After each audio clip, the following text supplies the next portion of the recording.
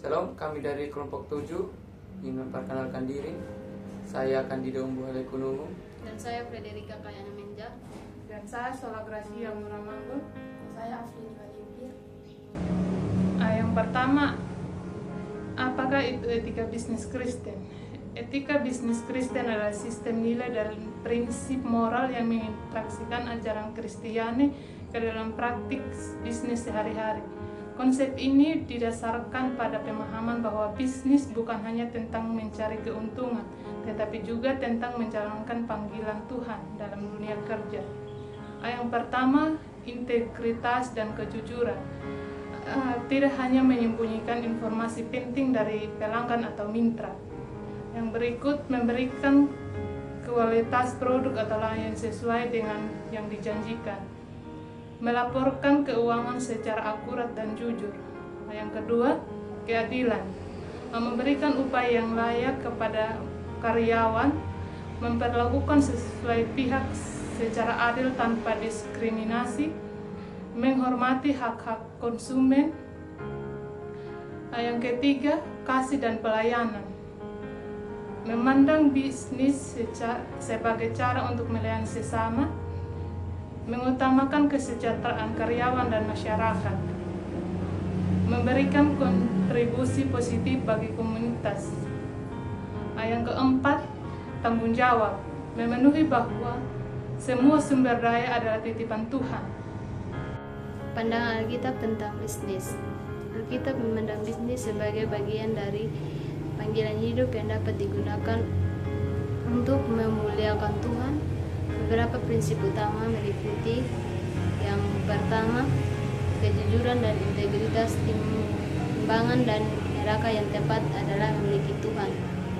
Yang kedua, pelayanan kepada sesama, bisnis sebagai sarana melayani kebutuhan masyarakat.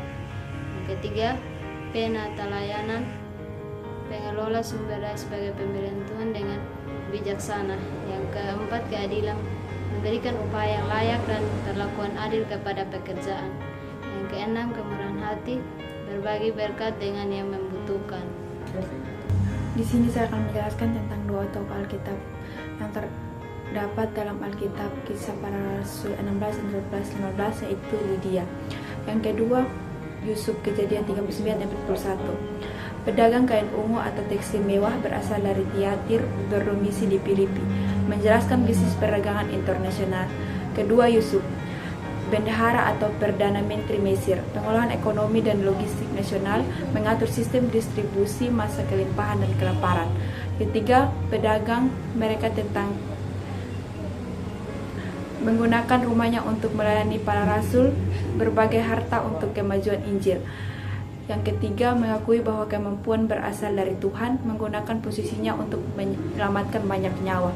Pedangan pekerjaan sebagai panggilan ilahi, memberkati bangsa-bangsa. Pertama, kemurahan hati dan berbagi. Lydia membuka rumahnya untuk pelayanan. Keberhasilan bisnis harus disertai kepedulian kepada sesama.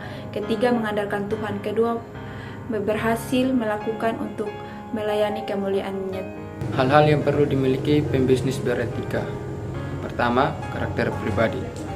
Karakter pribadi yaitu integritas, konsisten antara perkataan dan perbuatan, transparansi dalam semua transaksi, kejujuran meski merugikan secara finansial.